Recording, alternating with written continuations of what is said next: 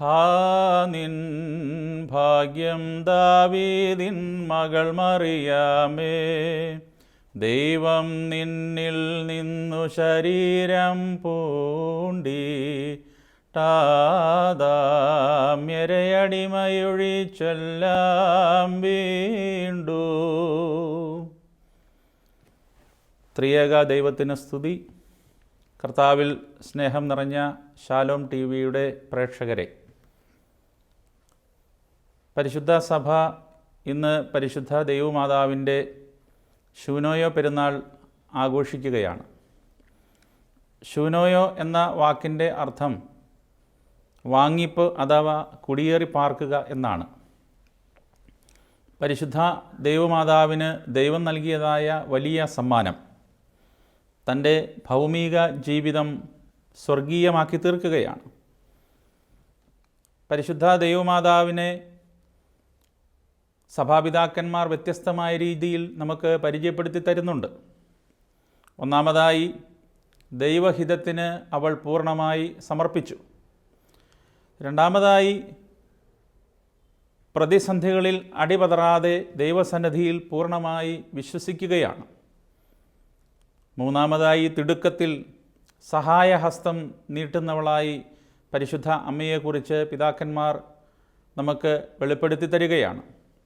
വീണ്ടും ദൈവത്തെ നിരന്തരം സ്തുതിച്ചവൾ എന്ന് പരിശുദ്ധ അമ്മയുടെ ജീവിതം മുൻനിർത്തി ചിന്തിക്കുമ്പോൾ നമുക്ക് മനസ്സിലാക്കുവാനായിട്ട് സാധിക്കുന്നുണ്ട്. പരിശുദ്ധ സഭയുടെ ആരാധനാക്രമമനുസരിച്ച് പരിശുദ്ധ ദൈവമാതാവിന് അമ്മയോടുള്ള മധ്യസ്ഥതയ്ക്ക് വളരെ വലിയ സ്ഥാനമാണ് സഭ നൽകിയിരിക്കുന്നത്. എല്ലാ പ്രാർത്ഥനകളിലും പരിശുദ്ധ അമ്മയോടുള്ള പ്രത്യേക മധ്യസ്ഥത നിറവേറ്റിക്കൊണ്ട്, പ്രത്യേകിച്ച് പരിശുദ്ധ അമ്മയുടെ മധ്യസ്ഥതയിൽ ധൂപപ്രാർത്ഥനകൾ നടത്തിക്കൊണ്ട് അവസാനിപ്പിക്കുന്നതായ ഒരു പാരമ്പര്യമാണ് നമുക്ക് കാണുവാനായിട്ട് സാധിക്കുന്നത്. സങ്കീർത്തനം 45:9 നിന്നു മഹിമയുടെ രാജകുമാരി എന്ന് ചൊല്ലിക്കൊണ്ട് നമ്മൾ ധൂപാർപ്പണം നടത്തുകയാണ്. അവിടെ പരിശുദ്ധ ദൈവമാതാവിനെ രാജാവിൻ്റെ അമ്മയായിട്ടും രാജാവിൻ്റെ മകളായിട്ടും പിതാക്കന്മാർ വർണ്ണിക്കുന്നതായി നമുക്ക് മനസ്സിലാക്കുവാനായി സാധിക്കുന്നുണ്ട്. യേശുവിനെ മടിയിൽ കിടത്തി അമ്മ യേശുവിനോട് ചോദിക്കുകയാണ്, പുത്ര, നിന്നെ ഞാൻ എങ്ങനെ എൻ്റെ മകനെ എന്ന് വിളിക്കും? കാരണം നീ തലമുറകൾക്ക് മുമ്പ് ജനിച്ചവനാണ്. നിന്നെ ഞാൻ എങ്ങനെ എൻ്റെ പിതാവേ എന്ന് വിളിക്കും? കാരണം നീ എൻ്റെ മടിയിൽ കിടന്നുകൊണ്ട് എൻ്റെ സ്തന്യം നുകരുകയാണ്. അപ്പോൾ അത്രയും വലിയ ഒരു സ്ഥാനമാണ് പരിശുദ്ധ ദൈവമാതാവിന് പിതാക്കന്മാർ പ്രാർത്ഥനകളിലൂടെ നൽകിയിരിക്കുന്നത്. ജനനപ്പെരുന്നാളിൻ്റെ ശുശ്രൂഷയിൽ ഇപ്രകാരം ഒരു ഭാഗമുണ്ട്: തലമുറകളിൽ മുമ്പൻ ശിശുപോൽ കരയുന്നു, ഭുവനനിവാസികളെ വന്നു വണങ്ങിൻ സാഷ്ടാംഗം. തലമുറകളിൽ മുമ്പനായിരിക്കുന്നവനെ തൻ്റെ ഉദരത്തിൽ പേറുവാനായിട്ടുള്ള ഭാഗ്യം ലഭിച്ചവളാണ് പരിശുദ്ധമ്മ. പരിശുദ്ധ ദൈവമാതാവിൻ്റെ 8ഓളം പെരുന്നാളുകളാണ് ഒരു വർഷം നമ്മൾ ആഘോഷിക്കുന്നത്. ബുധനാഴ്ച ദിവസം പരിശുദ്ധ അമ്മയുടെ ദിവസമാണ്. കാരണം പരിശുദ്ധ അമ്മയുടെ മധ്യസ്ഥതയിൽ അഭയപ്പെട്ടുകൊണ്ട് ഒരു ബലിപീഠം സ്ഥാപിച്ച് ആദ്യമായി വിശുദ്ധ കുർബാന അർപ്പിക്കപ്പെട്ട ദിവസം ബുധനാഴ്ച ദിവസമായിട്ട് നമ്മൾ കരുതുകയും ആ ദിവസത്തെ അമ്മയോടുള്ള ബഹുമാനത്തെ പ്രതി ആദരവോടുകൂടി നമ്മൾ കാണുകയും ചെയ്യുകയാണ്. ഒരു വർഷത്തിൽ അനേക പെരുന്നാളുകൾ പരിശുദ്ധ അമ്മയുടെ മധ്യസ്ഥതയിൽ നമ്മൾ ആഘോഷിക്കുന്നുണ്ട്.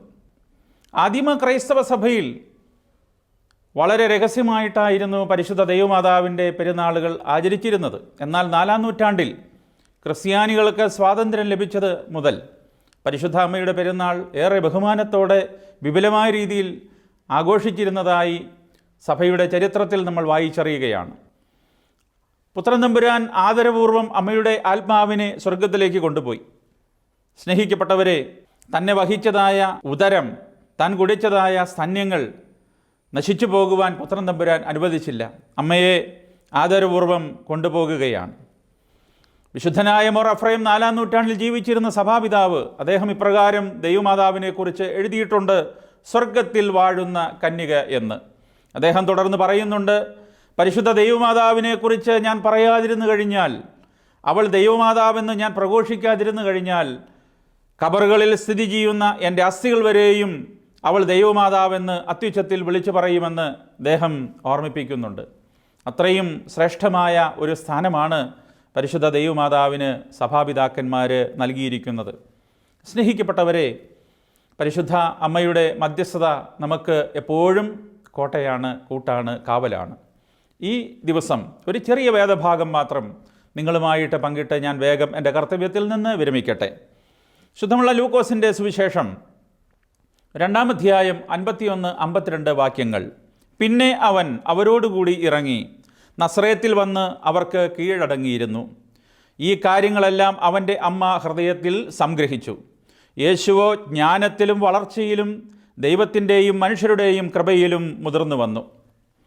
യേശുദമ്പുരാന് 7 വയസ്സ് പ്രായമുള്ളപ്പോൾ അവനെ മതപഠനത്തിന് വേണ്ടിയിട്ട്, അല്ലെങ്കിൽ മോശയുടെ ന്യായപ്രമാണ പുസ്തകം പഠിക്കുവാൻ വേണ്ടിയിട്ട് റബിയുടെ കീഴിൽ വിടുകയാണ്, അല്ലെങ്കിൽ അപ്രകാരമുള്ള പഠനത്തിന് വേണ്ടി അവനെ ആക്കുകയാണ്. കൃത്യമായി പറഞ്ഞു കഴിഞ്ഞാൽ ഗമാലിയേലിൻ്റെ ഗുരുവായിരിക്കുന്ന ഹാലേൽ എന്നു പേരുള്ള വലിയ ഒരു ശാസ്ത്രാധിപൻ്റെ അടുക്കലാണ് യേശുദമ്പുരാനെ വിടുന്നതായിട്ട് നമ്മൾ കാണുന്നത്. അപ്രകാരമുള്ള ഒരു റബിയുടെ അടുക്കൽ പോയി അവൻ ഏകദേശം 5 വർഷത്തോളം കാലം പഠിച്ചു. 5 വർഷം മോശയുടെ ന്യായപ്രമാണ പുസ്തകങ്ങളൊക്കെ പഠിച്ച് അതെല്ലാം മനഃപ്പാഠമാക്കി കഴിഞ്ഞപ്പോൾ യേശുദമ്പുരാൻ പതിവിൻ പ്രകാരം തൻ്റെ മാതാപിതാക്കളോടുകൂടെ ദേവാലയത്തിലേക്ക് പോകുകയാണ്. പോകുന്നതായ അവസരത്തിൽ ഇവൻ്റെ കൈവശം ഒരു വലിയ ചുരുളുണ്ട്. മോശയുടെ ന്യായപ്രമാണ പുസ്തകം എഴുതിയതായ ആ ചുരുൾ വഹിച്ചുകൊണ്ടാണ് യേശുദമ്പുരാനും യൗസേപ്പ് പിതാവും മാതാവും ദേവാലയത്തിലേക്ക് പോകുന്നത്. അവിടെ പോയി ബീമായിൽ ഈ ചുരുളുകൾ സമർപ്പിച്ചു. അതിനുശേഷം അവിടെ കൂടിയിരിക്കുന്നതായ റബിമാർ ഈ പൈതലിനോട് ചോദ്യങ്ങൾ ചോദിക്കും. ചോദ്യങ്ങൾ ചോദിച്ച് കൃത്യമായ ഉത്തരങ്ങൾ നൽകിയെങ്കിൽ മാത്രമേ കൽപ്പനകളുടെ പുത്രൻ എന്നുള്ളതായ ആ സ്ഥാനം അവന്, അല്ലെങ്കിൽ അപ്രകാരമുള്ള ഒരു അംഗീകാരം അവന് ലഭിക്കുകയുള്ളൂ. ഇവിടെ നമ്മൾ കാണുകയാണ്, കർത്താവ് 1 അല്ല 2 അല്ല 3 ദിവസത്തോളം കാലം ഇവരുമായിട്ട് സംസാരിക്കുന്നതായി, സംവദിക്കുന്നതായിട്ട് തിരുവചനത്തിൽ നമ്മൾ മനസ്സിലാക്കുകയാണ്. കാരണം കർത്താവിൻ്റെ അപ്പനും അമ്മയും മടങ്ങിപ്പോന്നു. ഒരു ദിവസത്തെ വഴി അവർ പിന്നിട്ട് കഴിഞ്ഞപ്പോൾ കുഞ്ഞിനെ അന്വേഷിച്ചു. ചാർച്ചക്കാരുടെ കൂടെ ഉണ്ടായിരിക്കാമെന്ന് അവർ വിചാരിച്ചു, കണ്ടില്ല. ആകപ്പാടെ മനോഭാരമായി അവർ തിരികെ ദേവാലയത്തിൽ ചെന്ന് 3 ദിവസത്തോളം ആ പ്രദേശം മുഴുവനും ചുറ്റി സഞ്ചരിച്ചു. അപ്പോഴാണ് അവർ കാണുന്നത്, കർത്താവ് ദേവാലയത്തിൻ്റെ ഉള്ളിൽ ഇരുന്നു കൊണ്ട് അവിടെ ഉണ്ടായിരുന്ന ന്യായശാസ്ത്രിമാരോട്, പുരോഹിതന്മാരോട് അവൻ തിരുവചനത്തെ മുൻനിർത്തിക്കൊണ്ട് പരസ്പരം ചോദ്യങ്ങളും ഉത്തരങ്ങളും നൽകിക്കൊണ്ട് സംസാരിക്കുകയാണ്. 12 വയസ്സുള്ള ഒരു പൈതലാണ് അപ്രകാരം ചെയ്തത് എന്ന് നാം മനസ്സിലാക്കണം. വീണ്ടും നമ്മൾ കാണുകയാണ്, മനോഭാരത്തോടുകൂടി അവൻ്റെ അമ്മ അവനോട് ചെന്ന് പറയുന്നുണ്ട്, എൻ്റെ മോനെ, എത്ര നേരമായി ഞങ്ങൾ നിന്നെ അന്വേഷിക്കുന്നു, എത്ര ദിവസമായി നിനക്ക് വേണ്ടി ഞങ്ങൾ അന്വേഷിച്ച് ചുറ്റി നടക്കുന്നു നിന്നെ കാണുവാനായിട്ട്. ഇത് കേട്ടപ്പോൾ കർത്താവ് നൽകുന്നതായ മറുപടി, എൻ്റെ പിതാവിൻ്റെ ഭവനത്തിൽ ഞാൻ ആയിരിക്കണം, ഇതെൻ്റെ പിതാവിൻ്റെ ഭവനമാണ്. അപ്രകാരമൊക്കെ അവൻ മറുപടി നൽകിയെങ്കിലും തുടർന്ന് നമ്മൾ എന്താണ് കാണുന്നത്? കർത്താവ് വളരെ ശാന്തനായി അവൻ്റെ മാതാപിതാക്കളോടുകൂടെ ഭവനത്തിലേക്ക് മടങ്ങിപ്പോരുകയാണ്. അവൻ മടങ്ങിപ്പോന്നു. 12 വയസ്സ് മുതൽ 30 വയസ്സ് വരെയും 18 വർഷത്തോളം കാലം തൻ്റെ മാതാപിതാക്കളോടുകൂടെ, അതായത് വളർത്തച്ഛനായ യൗസേപ്പിനോടും തൻ്റെ അമ്മയായ മറിയാമിനോടും കൂടെ ആ നസ്രയത്തിലുള്ള എളിയ ഭവനത്തിൽ പാർക്കുന്നതായിട്ട് നമ്മൾ മനസ്സിലാക്കുകയാണ്. സ്നേഹിക്കപ്പെട്ടവരെ, അമ്മ അവനെ മനസ്സിലാക്കുകയാണ്. എന്താണ് മനസ്സിലാക്കുന്നത്? അവൻ നിധിയാണ് എന്ന് അമ്മ മനസ്സിലാക്കുന്നു. നിധി, അല്ലെങ്കിൽ അമ്മയുടെ ഏറ്റവും വലിയ സ്വത്ത് തൻ്റെ മകനാണ് എന്ന് അമ്മ മനസ്സിലാക്കുകയാണ്. തിരുവചനത്തിൽ നമ്മൾ വായിക്കുന്നുണ്ട്, ശുദ്ധമുള്ള മത്തായിയുടെ സുവിശേഷത്തിൽ എഴുതിയിരിക്കുന്നു. 6-ാം അധ്യായം 19-ാം വാക്യം, നിന്റെ നിക്ഷേപം എവിടെയിരിക്കുന്നുവോ അവിടെയായിരിക്കും നിന്റെ ഹൃദയവും. അമ്മയുടെ നിക്ഷേപമായിരുന്നു പുത്രൻ തമ്പുരാൻ. അമ്മയുടെ ഹൃദയം എപ്പോഴും പുത്രൻ തമ്പുരാനോട് കൂടെ ഉണ്ടായിരുന്നു. അപ്രകാരം അവർ ഒരുമിച്ച് ഭവനത്തിലെത്തി. തുടർന്ന് 18 വർഷത്തോളം കാലം ആ എളിയ ഭവനത്തിൽ അവർ ഒരുമിച്ച് താമസിക്കുകയാണ്. സ്നേഹിക്കപ്പെട്ടവരെ, അവിടെ നമ്മൾ കാണുകയാണ് ഒരു ഭവനം സ്വർഗമായി തീരുകയാണ്. കരുതലിൻ്റെയും അനുസരണത്തിൻ്റെയും ആശ്രയത്തിൻ്റെയും കേന്ദ്രമായി ആ ഭവനം മാറ്റപ്പെടുകയാണ്. അവിടെ പരിശുദ്ധ അമ്മയും വളർത്തുപിതാവായ യൗസേപ്പും അവൻ ആവശ്യമായിരിക്കുന്നതെല്ലാം നൽകി അവനെ വളർത്തുകയാണ്. നമുക്കറിയാം, പരിശുദ്ധ ദൈവമാതാവ് നല്ല രീതിയിൽ തുന്നൽ ജോലി ചെയ്യുവാൻ വേണ്ടി സിദ്ധി ലഭിച്ചവളായിരുന്നു. കാരണം യെരൂശലേം ദേവാലയത്തിൽ വെച്ച് അവൾക്ക് ലഭിച്ചതായ വലിയൊരു അനുഗ്രഹമായിരുന്നു തുന്നൽ പഠിക്കുവാൻ സാധിച്ചു എന്നുള്ളത്. നമ്മുടെ കർത്താവിനെ കുരിശിച്ചതായ സമയത്ത് അവനെ ധരിപ്പിച്ചിരുന്നതായ ആ നിലയങ്കി, അതിന് അവർ ചീട്ടിടുവാനുള്ള കാരണവും അതുതന്നെയാണ്. കാരണം അത് മുകൾ മുതൽ അടിവരെയും ഒറ്റ തുന്നലായിരുന്നു. ദൈവമാതാവാണ് പുത്രൻ തമ്പുരാൻ ആവശ്യമുള്ള എല്ലാ വസ്ത്രങ്ങളും തുന്നിക്കൊടുക്കുവാൻ പ്രത്യേകം താല്പര്യം കാണിച്ചത്. സ്നേഹിക്കപ്പെട്ടവരെ, യേശുക്രിസ്തുവിനെ പരസ്യ ശുശ്രൂഷയ്ക്ക് വേണ്ടി ഒരുക്കിയതായ ഭവനവും ഇതുതന്നെയാണ്. ഈ ഭവനം അവിടെ പല രീതിയിലുള്ളതായ ജോലി കാര്യങ്ങളിലൊക്കെ കർത്താവ് വ്യാപൃതനാകുകയാണ്. ഒരു മരപ്പണിക്കാരൻ്റെ മകനായിട്ട്, ഒരു യഹൂദ തച്ചൻ്റെ മകനായിട്ട് കർത്താവ് അവിടെ വളരുകയാണ്. നമുക്കറിയാം, കർത്താവ് പല അവസരങ്ങളിലും ആ കാരണത്താൽ ആക്ഷേപം കേൾക്കുവാനിടയായിട്ടുണ്ട്. അവൻ പ്രസംഗിച്ചു കൊണ്ടിരിക്കുമ്പോൾ ശാസ്ത്രാധ്യാപകന്മാരും അതേപോലെ തന്നെ പരീശന്മാരുമൊക്കെ വന്നിട്ട് പറയുന്നുണ്ട്, ഇവൻ ആ തച്ചൻ്റെ മകനല്ലേ, ഇവൻ ഈ ജ്ഞാനമെല്ലാം എവിടുന്ന് കിട്ടിയെന്ന് അവനെ പരിഹസിക്കുകയാണ്. എന്നാൽ നമ്മളിവിടെ കാണുന്നു, വളരെ ശാന്തനായി സൗമ്യനായി കർത്താവ് ആ ഭവനത്തിൽ ആയിരിക്കുകയാണ്. 30 വയസ്സുള്ളപ്പോൾ അവൻ മരുഭൂമിയിൽ പോകുന്ന നാൾ വരെയും കർത്താവ് ആ ഭവനത്തിൽ മാതാപിതാക്കൾക്ക് കീഴടങ്ങി ജീവിക്കുകയാണ്. ഇതെല്ലാം മറിയാം തൻ്റെ ഹൃദയത്തിൽ സംഗ്രഹിച്ചിരുന്നതായിട്ട് തിരുവചനത്തിൽ നമ്മൾ വായിച്ചറിയുന്നുണ്ട്. കർത്താവിൻ്റെ ഭവനം അല്ലെങ്കിൽ കർത്താവുണ്ടായിരുന്ന ഭവനത്തിൻ്റെ പ്രത്യേകതകൾ എന്തെല്ലാമായിരുന്നു? ഒന്നാമതായിട്ട് നമുക്ക് ചിന്തിക്കാം, അവിടെ അധ്വാനമുണ്ടായിരുന്നു. അധ്വാനിക്കുന്ന ഭവനമായിരുന്നു. യേശു അവിടെ അധ്വാനിക്കുകയാണ്. അനേക മേശയും കസേരയും അങ്ങനെയുള്ള സാധന സാമഗ്രികളൊക്കെ ഉണ്ടാക്കുവാൻ വേണ്ടി തൻ്റെ പിതാവിനെ അവൻ സഹായിക്കുകയാണ്. കർത്താവ് അപ്രകാരം ചുറ്റികയും ഉളിയും പിടിച്ചതായ കൈകൾ, തഴമ്പിച്ച കൈകൾ, ആ കൈകളാണ് ഓരോരോ രോഗികളുടെ നേരെ അവൻ നീട്ടിയത്. ആ കൈകളാണ് അത്ഭുതങ്ങൾ പ്രവർത്തിക്കുവാൻ വേണ്ടി കർത്താവ് ഏറ്റവും കൂടുതൽ ഉപയോഗിച്ചത്. സ്നേഹിക്കപ്പെട്ടവരെ, ഇവിടെ നമ്മൾ കാണുന്നു ആ കൈകളിൽ കാരിരുമ്പാണി ചുറ്റിക ഉപയോഗിച്ചുകൊണ്ട് അടിച്ച് കയറ്റുന്നതായിട്ട്. വീണ്ടും നമ്മൾ കാണുന്നുണ്ട്, കർത്താവ് പലവിധമായിരിക്കുന്ന ഉപകരണങ്ങൾ തടി കൊണ്ട് ഉണ്ടാക്കിയെങ്കിലും ഒരിക്കൽ പോലും അവൻ കുരിശ് ഉണ്ടാക്കിയിട്ടില്ല. എന്നാൽ തനിക്ക് വേണ്ടിയിട്ട് ഒരു കുരിശുമരം ക്രമീകരിക്കപ്പെടുന്നതായിട്ട് തുടർന്നുള്ള ഭാഗങ്ങളൊക്കെ പരിശോധിക്കുമ്പോൾ നമുക്ക് മനസ്സിലാക്കുവാനായിട്ട് സാധിക്കും. രോഗികളെ സൗഖ്യമാക്കിയ കൈകൾ തഴമ്പിച്ച കൈകളായിരുന്നു. വീണ്ടും നമ്മൾ കാണുകയാണ് രണ്ടാമതായി ആ ഭവനത്തിൽ സ്നേഹവും കരുണയും മഹാദയയും. യേശുവിൻ്റെ പിതാവ് ഒരുപക്ഷെ ഈ നാളുകളിലായിരിക്കാം ഇഹലോകവാസം വെടിഞ്ഞത്. കാരണം യൗസേപ്പിനെ സംബന്ധിച്ചിടത്തോളം മറിയാമായിട്ട് വിവാഹ നിശ്ചയം ചെയ്യുമ്പോൾ തന്നെ അവൻ വാർദ്ധക്യത്തിലായിരുന്നു. അവൻ വാർദ്ധക്യത്തിൽ ആയിരുന്നതിൻ്റെ ഏറ്റവും വലിയ സാക്ഷ്യമാണ് പുരോഹിതന്മാർ 12 പേരുടെ വടി കൊണ്ടുവരുവാൻ ആവശ്യപ്പെടുകയും 12 പേർ വടി കൊണ്ടുവരികയും യൗസേപ്പ് കൊണ്ടുവന്ന് പുരോഹിതൻ്റെ കയ്യിൽ, സക്കറിയ പുരോഹിതൻ്റെ കയ്യിൽ ഏൽപ്പിച്ചതായ വടി അത് തളർത്തു. അതേപോലെ തന്നെ യൗസേപ്പിൻ്റെ തലയിൽ പ്രാവ് വന്നിരുന്നു. അങ്ങനെയുള്ളതായ സംഭവങ്ങളൊക്കെ ഉണ്ടായി. ഈ വാർദ്ധക്യത്തിലായിരുന്ന ആ മനുഷ്യന്, അദ്ദേഹത്തിന് ഈ 14 വയസ്സുള്ള ബാലികയെ വിവാഹ നിശ്ചയം ചെയ്തു കൊടുക്കുവാനുള്ള കാരണവുമെല്ലാം തന്നെ. അപ്പോൾ അവൻ വാർദ്ധക്യത്തിലായിരുന്നു. ഈ കാലഘട്ടത്തിലായിരിക്കാം അവൻ ഇഹലോകവാസം വെടിഞ്ഞത്. അതിനുശേഷം അമ്മയും മകനും മാത്രമായിരുന്നു. യേശുവിൻ്റെ ചാർച്ചക്കാരെ പറ്റിയൊന്നും കൂടുതലായിട്ട് തിരുവചനത്തിൽ എഴുതിയിട്ടില്ല. എന്നാൽ ഇവിടെ നമ്മൾ കാണുന്നു അമ്മയെ കരുതുന്നവനായ ക്രിസ്തുവിനെ. ഇവിടെ സ്നേഹവും കരുണയും മഹാദയും ആ ഭവനത്തിൽ നിറഞ്ഞു നിന്നതായിട്ട് നമുക്ക് മനസ്സിലാക്കുവാൻ സാധിക്കും.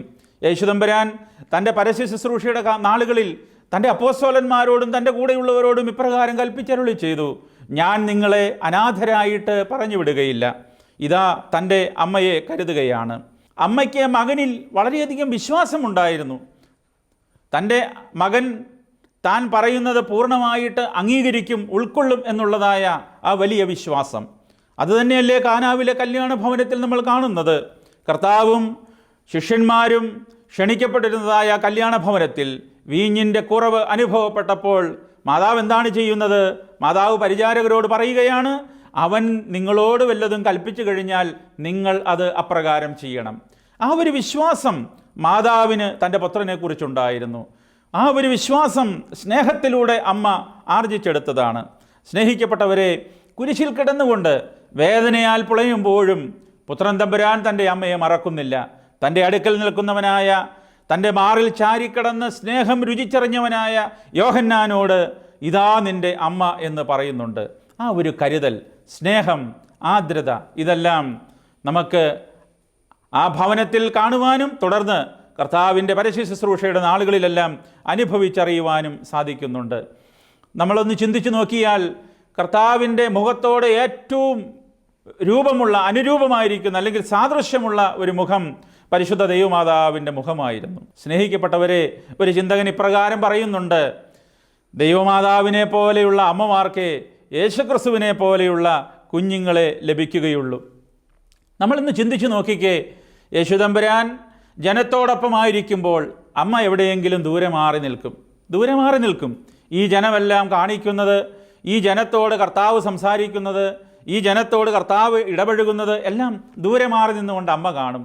സന്ധ്യയായി അമ്മ എല്ലാവരുമൊക്കെ പിരിഞ്ഞു കഴിയുമ്പോൾ പുത്രൻ്റെ അടുക്കൽ ചെല്ലും. അവൻ്റെ വസ്ത്രങ്ങൾ അത് മുഷിഞ്ഞിട്ടുണ്ടെങ്കിൽ പുതിയതൊക്കെ ധരിക്കുവാൻ കൊടുക്കും. അത് മുഷിഞ്ഞത് കൊണ്ടുവന്ന് അത് വൃത്തിയാക്കി കൊടുക്കും. അങ്ങനെ പുത്രന് ആവശ്യമുള്ള ഭക്ഷണം, അങ്ങനെയുള്ള കാര്യങ്ങളൊക്കെ കൊടുത്ത് അവനെ പരിചരിക്കുന്നതായ ഒരമ്മ, ആ അമ്മയെ നമുക്ക് കാണുവാനായിട്ട് സാധിക്കണം.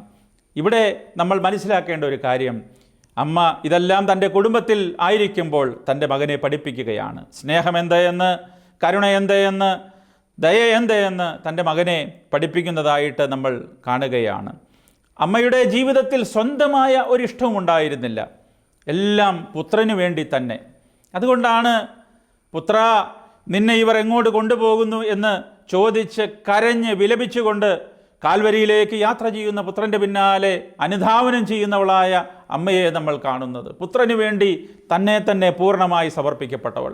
യേശയ്യാ പ്രവചന പുസ്തകത്തിൽ നമ്മൾ വായിക്കുന്നുണ്ട്, പെറ്റമ്മ നിന്നെ മറന്നാലും ഞാൻ നിന്നെ മറക്കുകയില്ല എന്ന് വിചാരിച്ച് നമ്മളുടെ അമ്മ നമ്മളെ മറക്കുമോ?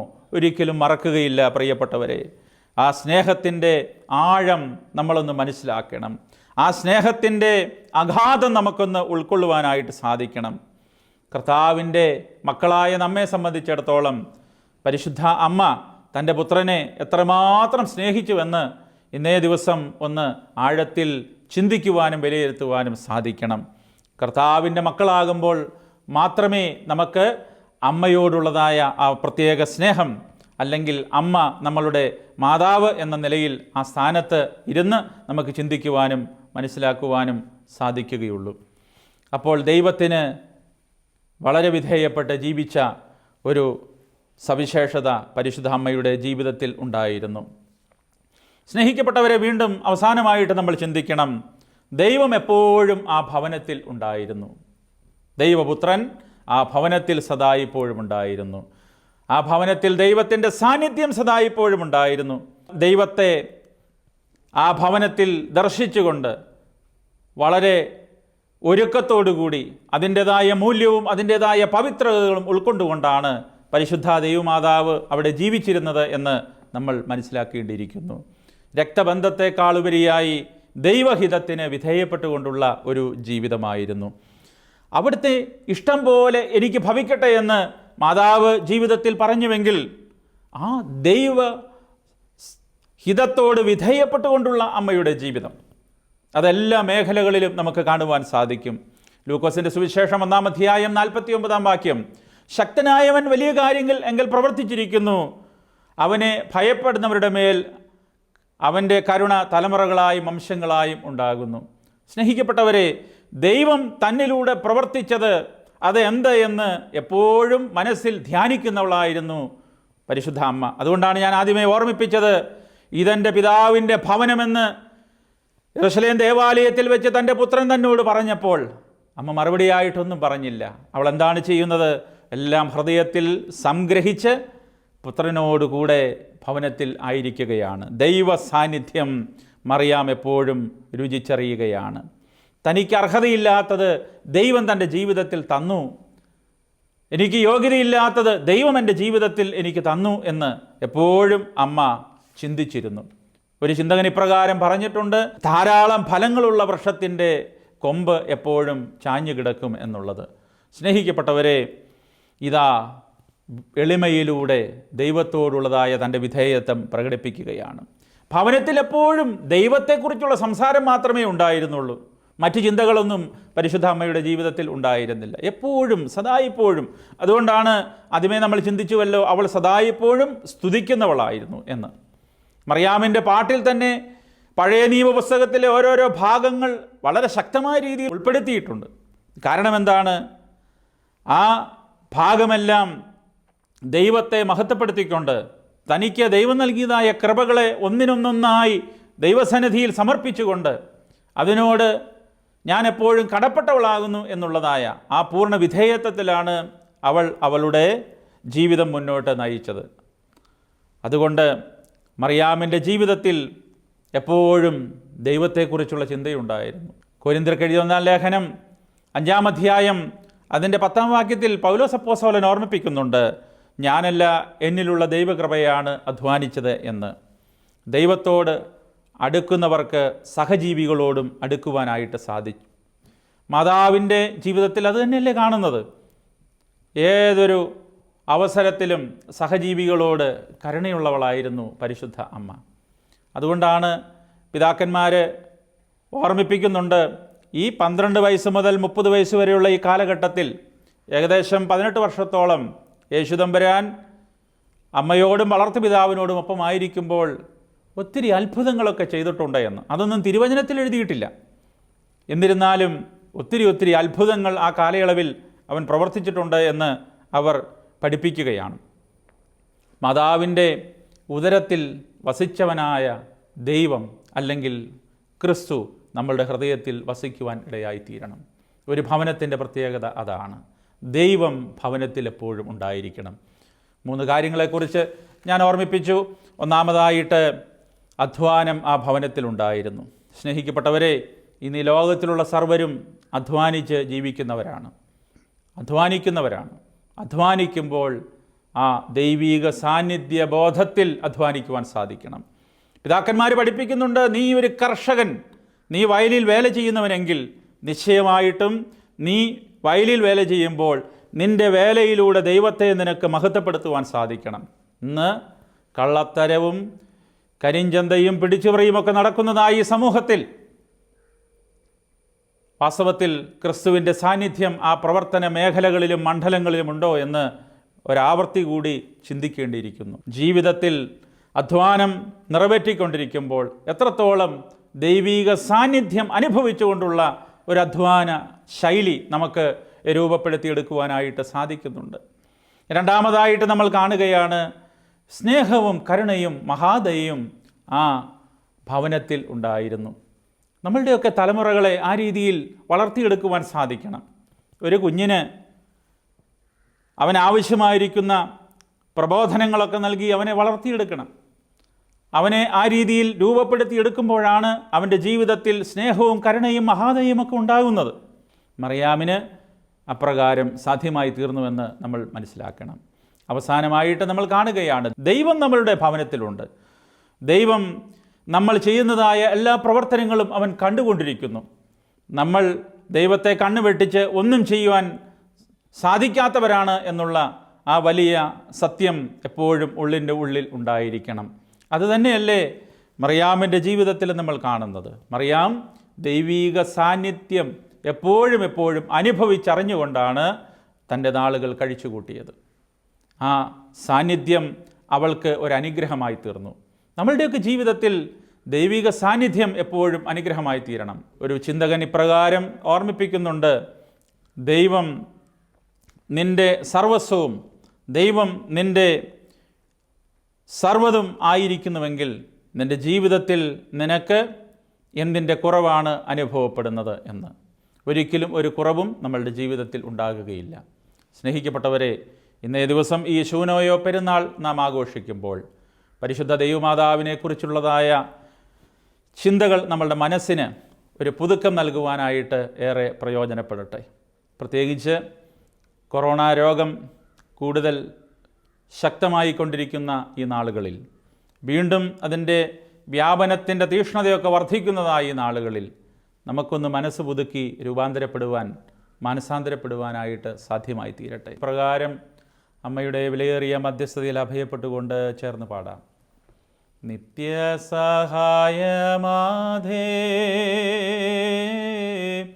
പ്രാർത്ഥിക്ക ഞങ്ങൾക്കായി നീ, നിൻമക്കൾ ഞങ്ങൾക്കായി നീ. പ്രാർത്ഥിക്ക സ്നേഹനാഥേ, നിത്യസഹായമാതേ പ്രാർത്ഥിക്ക ഞങ്ങൾക്കായി നീ, നിൻമക്കൾ ഞങ്ങൾക്കായി നീ. പ്രാർത്ഥിക്ക സ്നേഹനാഥേ.